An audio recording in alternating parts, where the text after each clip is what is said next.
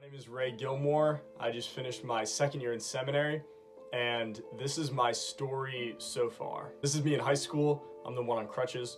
I spent a lot of my time surfing, playing volleyball, basketball, and occasionally beating my friends in video games. I had a really good time, but I wanted more. See, since I was young, I had this serious desire to serve, to give myself, my life, for something greater than myself. So when I entered college, it made a lot of sense for me to join ROTC.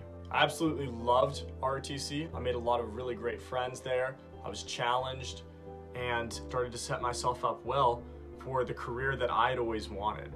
I even got offered a scholarship by the Air Force, but at the same time, something else was happening. As I got more serious about my faith and my prayer life, I started to read about these Catholic military chaplains like Father Capon, Father Capodanno, these men who gave their whole lives to Christ and his people through the priesthood. So suddenly, in subtle ways, the Lord started to move my heart towards the priesthood, towards the seminary. And so the priesthood, which was something I'd avoided and even laughed at as an option before, started to become really real to me. So I began to meet with some priests that I really knew and trusted, and with their guidance, I took some small steps towards applying to the seminary. But on the day before I was supposed to find out if I'd been accepted, I found myself at this giant crossroads. On one side was the life that I'd always wanted for myself, that I had right in front of me. All I had to do was accept the scholarship, and I'd have this career that I'd always envisioned myself having in the Air Force. On the other side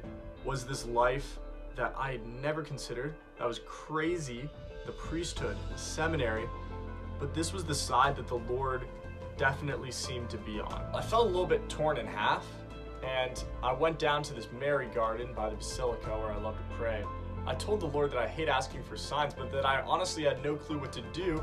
I was trying to follow him, but I had no idea why he would give me these two really amazing options. So I said, please just help me out right now. Give me some indication of which direction I should move in, because all I honestly want to do is just follow you. At the moment that I finished this prayer, phone rang in my pocket, and it was Father Ivany, my vocations director. He just reassured me. He told me that everything was going to be okay, to not worry, that I should just continue to trust in the path that the Lord had guided me on all of this time, through this entire year and through my entire life.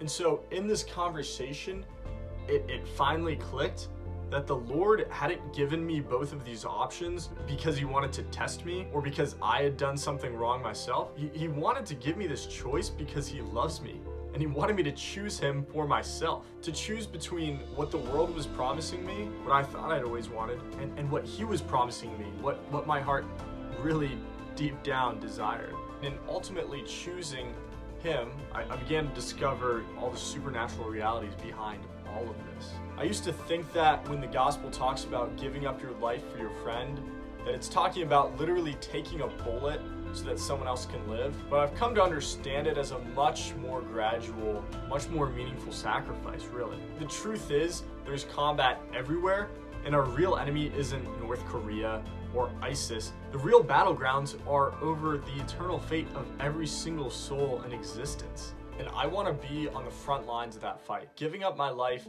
not in just one isolated incident, but every single day for the Lord and for his church.